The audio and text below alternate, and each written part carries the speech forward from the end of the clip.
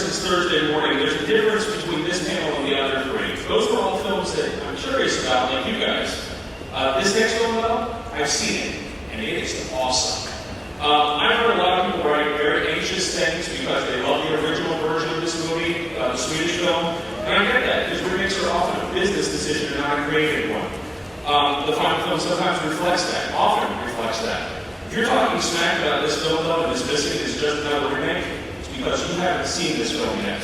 Today, we've got some of the cast here, along with writer-director Matt Reeves, and it is my sincere belief that by the time we're finished here today, you'll understand how special this one really is. So let me bring out the director of Cloverfield, Matt Reeves.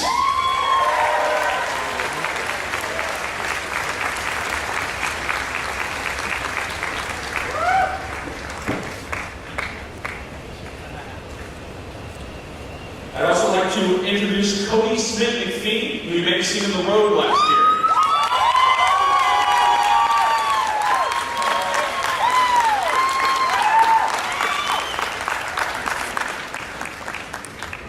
It's my distinct pleasure to introduce one of the great character actors working today to you, Richard Jenkins.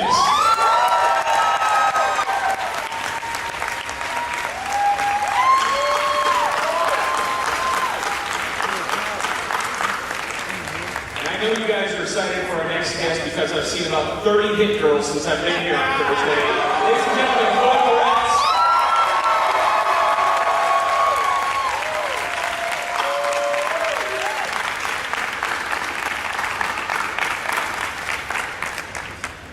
So Matt, a big part of why this film works, or a big part of why we hope this film works, is the casting of the movie.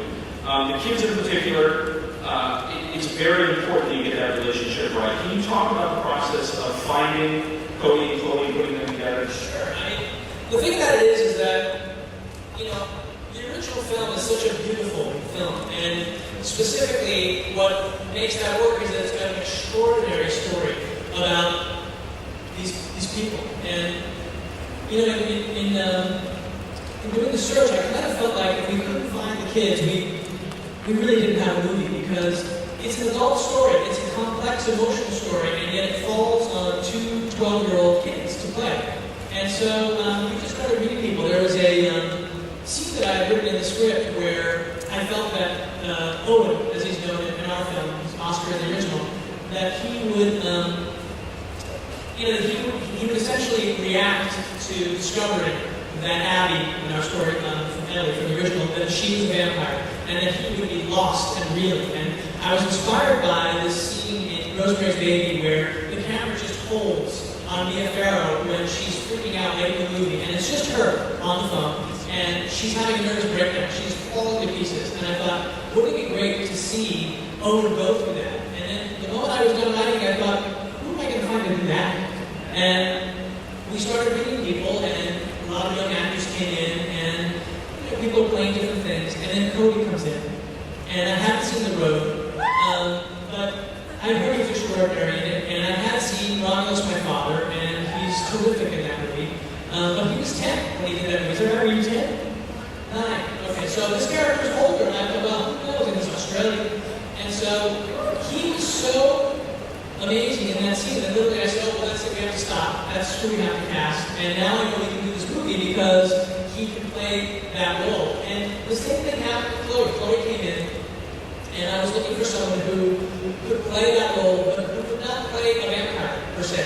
Because the role really, the difficulty of this story is it's about how hard it is to be a vampire, really. It's about sort of not being happy about it. It's not romantic at all. And when Chloe came in, we really explored a lot of stuff. I found these photographs by a photographer named Mary Ellen Mark, and there was a picture of a homeless family that she documented, and their names were ironically the Dam family. And there was a little girl at the center of it, and she had this look of defiance in her face. And she also was holding her younger brother's little hand so protectively, and yet you could tell that she was a very, very sort of wounded soul. And when Chloe came in, we explored that. I showed her the pictures, and she showed how beautifully vulnerable she could be and how tough she could be. And then when it came to it, she was totally willing to dive in and be primal. And I hadn't seen the Kick-Ass, I hadn't seen The Road, no one even showed me anything. So I was just like, you know what, these kids shooting, and all those movies came out, people were like, wow, those kids are amazing. I was like, yes, they are amazing. And the last piece of the puzzle was to find someone who would play Hola. And I was very fortunate, when Overture approached me, they also said, hey, will you come to an evening that we're having for Richard Jenkins, who's nominated for an Academy Award for The Visitor. And I thought he was so amazing in that film. And then I had the pleasure, my wife and I were talking to him that evening, and he was so lovely. And I was about halfway through the script, and my wife turned to me and she said, that's him. Did you see his eyes?